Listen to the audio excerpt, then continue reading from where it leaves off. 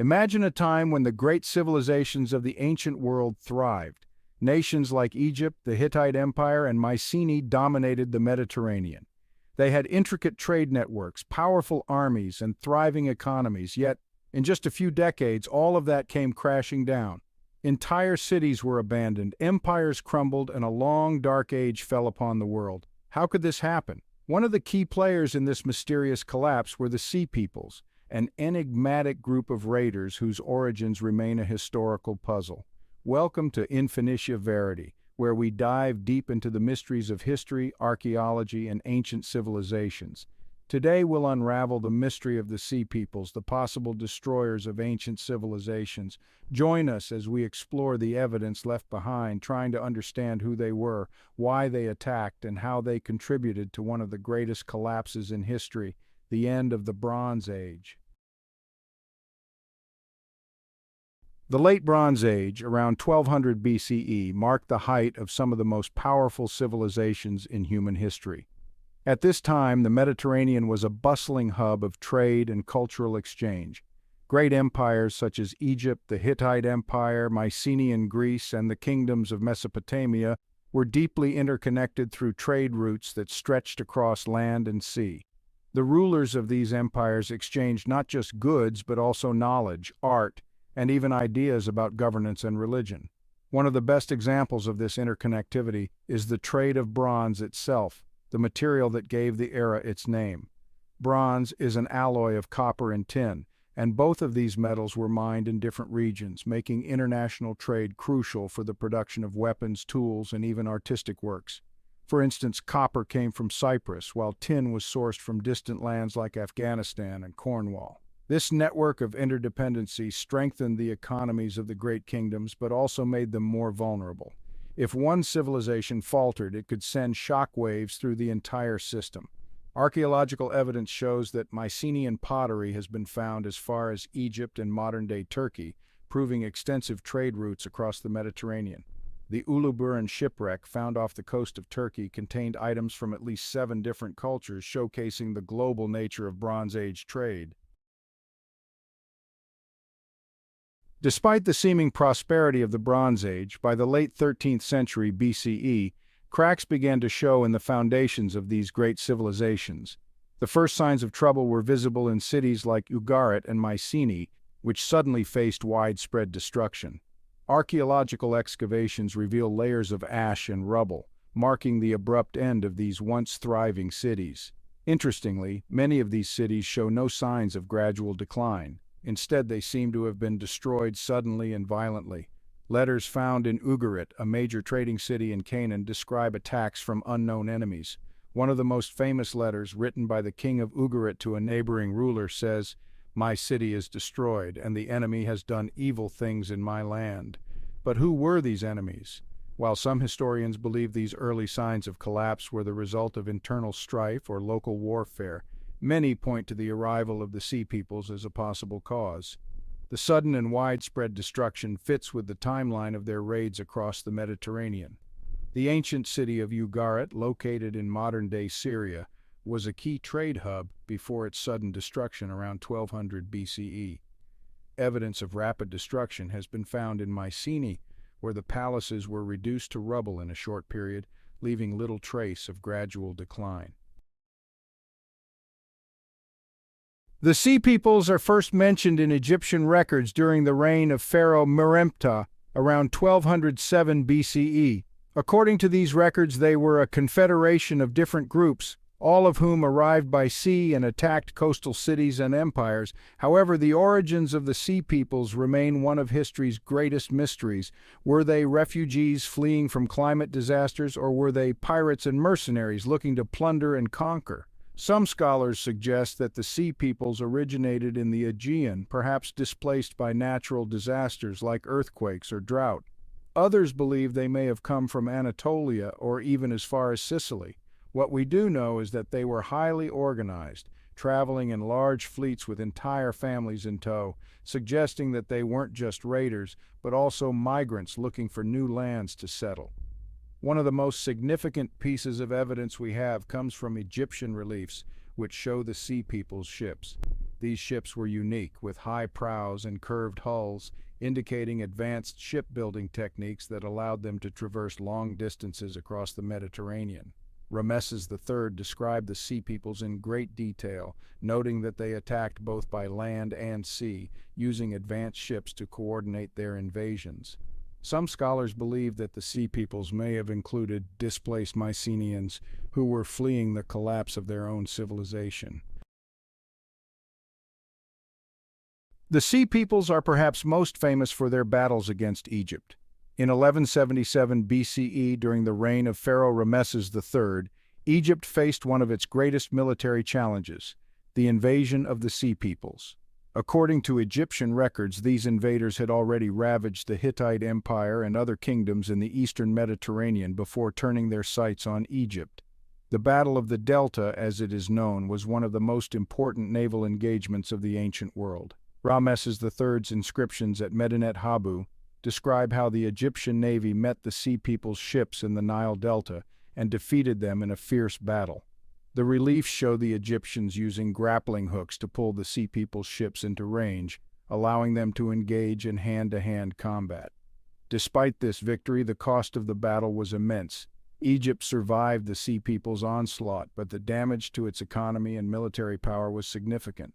In the years that followed, Egypt's influence in the eastern Mediterranean waned, and the kingdom entered a period of decline. Fact 1. The reliefs at Medinet Habu depict the Sea Peoples as a formidable naval force with advanced ships and well-armed warriors. Fact 2. Although Egypt defeated the Sea Peoples, the cost of the victory contributed to the weakening of the new kingdom. While Egypt managed to repel the Sea Peoples, other empires were not as fortunate. The Hittite Empire, which had been one of the dominant powers in the Near East, was brought to its knees. The capital city of Hattusa was burned to the ground, and the Hittites vanished from history, leaving behind only ruins and scattered inscriptions. Archaeological evidence suggests that the Sea Peoples played a key role in the collapse of the Hittites. Their attacks on the Hittite Empire's coastal cities disrupted trade and weakened the empire's defenses. By the time the Sea Peoples reached Hattusa, the Hittites were already struggling to maintain control over their vast territories. The destruction of the Hittite Empire had far-reaching consequences. Without the Hittites to maintain order in the region, many smaller kingdoms and city-states were left vulnerable to invasion and collapse. The power vacuum created by the fall of the Hittites would eventually be filled by the rise of new empires, such as the Assyrians and the Babylonians. Fact 1. Hattusa, the capital of the Hittite Empire, was completely destroyed around 1200 BCE, marking the end of one of the most powerful civilizations of the Bronze Age. Fact 2. The fall of the Hittite Empire led to a period of instability in the Near East, with many smaller kingdoms collapsing in the wake of the Sea People's invasions. The arrival of the Sea Peoples coincided with a period of environmental disaster that affected much of the eastern Mediterranean. Scientists have found evidence of a prolonged drought that lasted from around 1250 to 1100 BCE, leading to widespread famine. This mega-drought devastated agricultural production, causing food shortages and social unrest. In addition to the drought, the region was hit by a series of earthquakes, known as an earthquake storm, which further destabilized the already fragile civilizations of the Bronze Age. Cities like Mycenae, Troy, and Knossos were severely damaged or destroyed by these earthquakes, leaving them vulnerable to invasion. Some historians believe that the Sea Peoples were, in part, climate refugees, displaced by the drought and famine in their own lands. Desperate for resources, they turned to raiding and conquest as a means of survival. However, others argue that while environmental disasters may have contributed to their movements, the Sea Peoples were also motivated by the allure of plunder and new territories. The combination of environmental disasters and the Sea Peoples' raids created a perfect storm that accelerated the collapse of Bronze Age civilizations. Without enough food to sustain their populations and weakened by constant attacks, even the mightiest kingdoms were brought to their knees. Fact 1.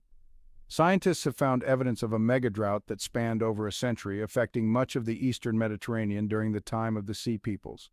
Fact 2. Earthquake storms, which caused widespread destruction, have been linked to the collapse of cities like Mycenae and Troy. The Mycenaean civilization, based in mainland Greece, was one of the most advanced and powerful cultures of the Bronze Age. Known for their magnificent palaces, intricate art, and sophisticated writing system, the Mycenaeans were a dominant force in the Mediterranean. However, like many other Bronze Age civilizations, Mycenae fell into ruin around 1200 BCE. Archaeological evidence shows that many of the Mycenaean palaces were destroyed in a series of violent attacks. Some scholars believe that the Sea Peoples were responsible for these raids, while others argue that internal strife and rebellion may have played a role. What is clear is that the collapse of Mycenaean Greece was sudden and catastrophic, with entire cities being abandoned and the Greek Dark Ages beginning soon after. The disappearance of the Mycenaeans led to a loss of literacy, art, and monumental architecture in Greece for several centuries. It wasn't until the rise of classical Greece centuries later that the region regained its former prominence. Fact 1. The destruction of Mycenaean palaces around 1200 BCE marks the beginning of the Greek Dark Ages, a period of cultural decline that lasted for over 300 years. Fact 2. Linear B, the writing system used by the Mycenaeans, disappeared after their collapse and was not replaced by another written language until the advent of the Greek alphabet centuries later.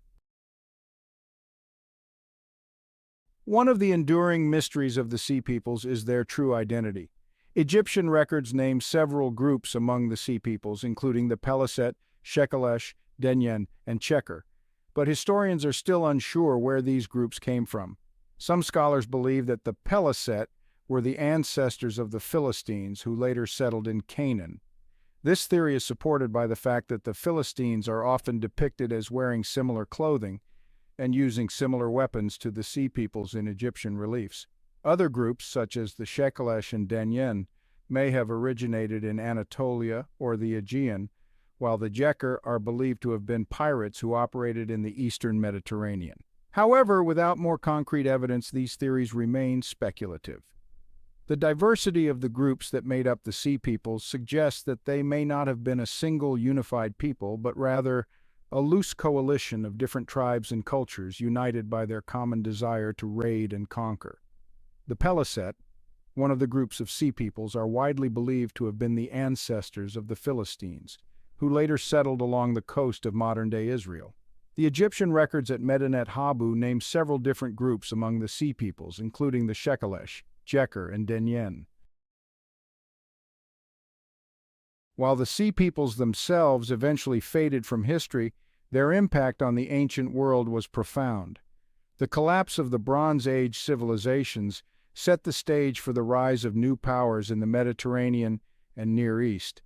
In the centuries that followed, new empires emerged from the ashes of the old, including the Assyrians, Babylonians, and Persians.